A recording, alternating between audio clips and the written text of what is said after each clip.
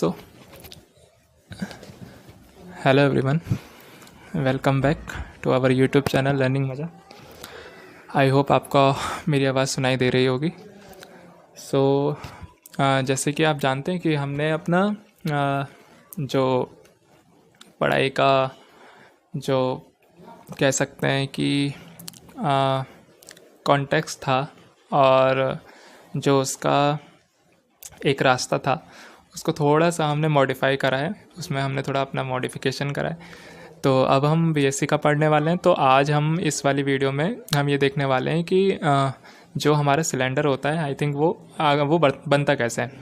ठीक है, पिछली वाली वीडियो लेक्चर में हमने क्या देखा था कि एक जो स्फेयर होता है जो कि एक 3D शेप होती है वो कैसे बनती है। इस वाले वीडियो लेक्चर में हम देखेंगे कि एक सिलेंडर कैसे बनता है। ठीक है, तो सिलेंडर को की कोशिश करते हैं।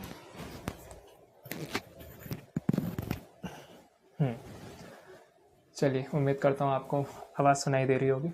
आप जानते हैं पिछले वाले वीडियो लेक्चर में हमने एक प्लेट की मदद से समझा था कि स्फेयर बनता कैसे है। ठीक है, और स्फेयर में हमने अब चूँकि आने वाले जो वीडियो लेक्चर होंगे उसमें हम देखेंगे कि स्फेरिकल पोलर कोऑर्डिनेट सिस्टम क्या होते हैं, सिलेंड्रिकल कोऑर्डिनेट सिस्टम क्या होता है, वो सब हम डिटेल में पढ़ेंगे। उनके यूनिट वेक्टर वेरिएबल्स वगैरह जो भी सारी चीज़ें हैं वो सब पढ़ेंगे। तो पिछली वीडियो में मैंने आपको बताया था कि स्फेयर जो हमने बनाया था उससे पहले हमने एक सर्कल बनाया था। आज भी हम वही चीज़ करने वाले हैं कि एक सिलेंडर बनाने से पहले हम सबसे पहले एक सर्कल बनाना चाहते हैं। ठीक है, कि एक सर्कल बनता कैसे। तो अगर आपने पिछली वाली वीडियो देखी होगी तो आप बहुत आराम से बता देंगे कि एक सर्कल कैसे बनता है। देखिए, तो सर्कल एक 2D शेप होती है जैसे कि यह है, देख पा रहे हो आप, है ना। चलो, तो है इसमें क्या होता है कि मैंने कंसिडर करा एक सेंटर।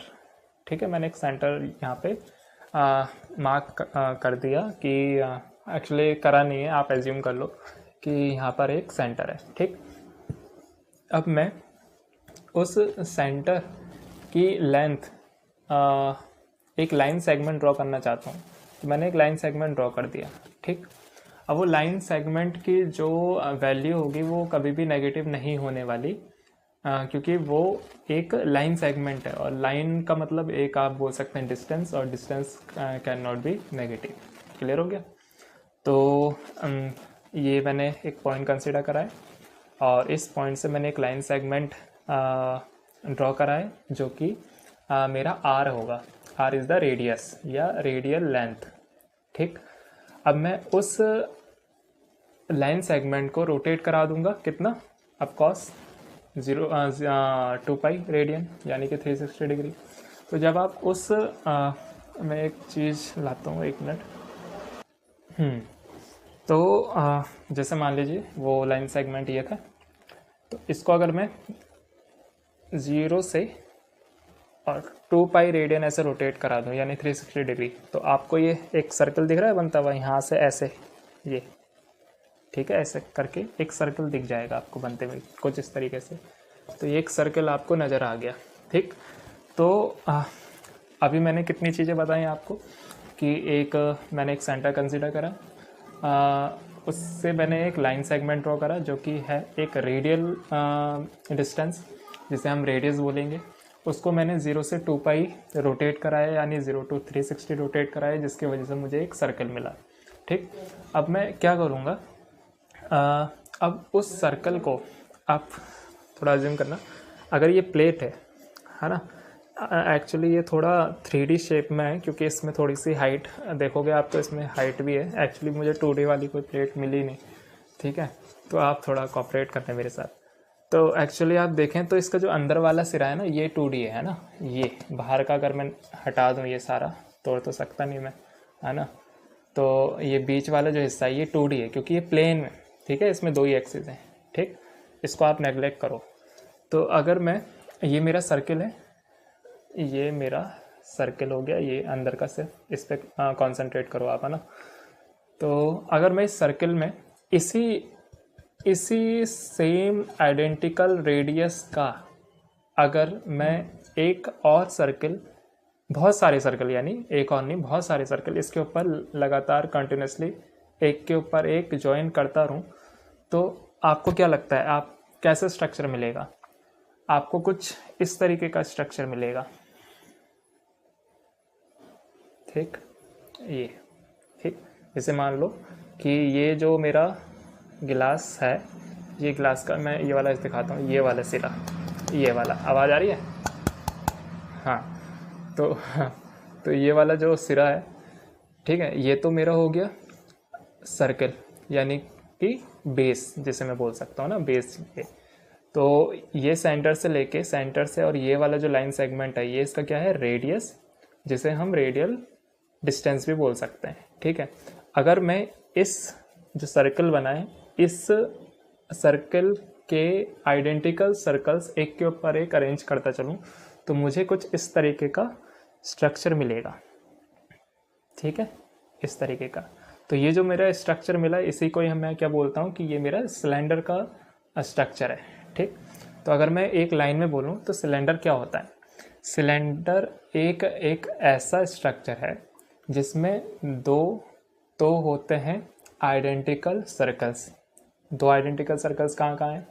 एक तो इसका बेस, ये लोअर बेस, और सेकंड वाला आइडेंटिकल सर्कल क्या है? एक इसका अपर पार्ट, अपर सर्कल्स। समझ रहे हो ये वाली चीज़? एक्चुअली ये ओपन है, लेकिन ये क्लोज होना चाहिए। ठीक है, सिलेंडर। तो एक अपर सर्कल और एक लोअर सर्कल। लोअर सर्कल को हम क्या बोलते हैं? लोअर बेस भी बोलते हैं। ठीक, अच्छा, अब मैंने क्या बोला था? यह पॉइंट से जो लाइन सेगमेंट है यहाँ तक, बाउंड्री तक, या circumference of the lower circle या lower base of the circle. तो ये जो लाइन सेगमेंट है जिसे मैं आर बोल रहा हूँ, ये क्या हो गया? इस सिलेंडर की रेडियस होती है। क्या होती है? ये सिलेंडर की रेडियस। ठीक, अच्छा, लोअर सर्कल से लेके अपर सर्कल तक की जो हाइट होगी उसको मैं क्या बोलूँगा? उसे बोलूँगा मैं जेड। ठीक है, वो हाइट होगी हमारे सिलेंडर की। ठीक, एच भी बोल सकते हो, बिल्कुल बोल सकते हो, लेकिन हमारा मेन मोटिव क्या है कि आने वाले वीडियो लेक्चर में हम थोड़ा मूव करेंगे लाइन इंटीग्रल, सरफेस इंटीग्रल, इस टाइप के क्वेश्चन में। तो उसमें आपको जो कोऑर्डिनेट सिस्टम होता है सिलेंडर का, उसमें आपको जेड लेना पड़ता है। ठीक है, तो इसलिए मैं जेड बोल रहा हूँ यहाँ। ठीक, तो ये जो मेरा शेप मिला, मुझे क्या मिला? सिलेंडर। तो सिलेंडर किससे बना होता है? सिलेंडर दो आइडेंटिकल सर्कल से बना होता है, जिसमें सबसे नीचे होता है लोअर सर्कल और अपर सर्कल। ठीक, और बीच में जो वर्टिकल सरफेस होता है, ये सिलेंडर का लेटरल सरफेस है। ठीक है, लेटरल या कर्व सरफेस। ठीक, ये जो आप वर्टिकली देख रहे हो, ये जो इस तरीके से है घुमावदार, ये तो ये लेटरल सरफेस है, ये कर्व सरफेस है। ठीक है, तो सिलेंडर एक ऐसा शेप है जिसमें दो आइडेंटिकल सर्कल्स होते हैं, लोअर अपर, और बीच में जो शेप होती है वो सिलेंडर का कर्व्ड सरफेस को रिप्रेजेंट करता है, या फिर लेटरल सरफेस को रिप्रेजेंट करता है। ठीक, लिमिट की बात कर लेते हैं। तो इसके सबसे पहले जो कोऑर्डिनेट सिस्टम होता है वो होता है आर, थीटा एंड जेड। ठीक, आर क्या होता है? रेडियस ऑफ द सिलेंडर, जिसकी लिमिट होती है 0 to इनफाइनाइट। क्लियर?